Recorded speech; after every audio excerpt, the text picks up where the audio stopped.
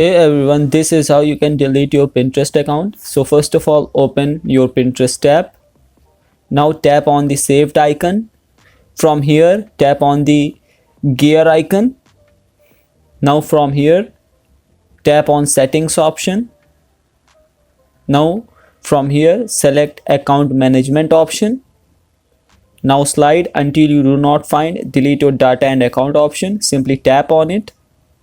Now tap on continue, and from here select other and tap on send email.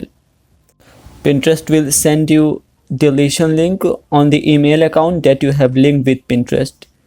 So now come back, open your email app or Gmail app, refresh. Now you can see Pinterest have sent us an email. Simply tap on it. After clicking on yes delete account, your account will be deleted permanently. Thanks for watching.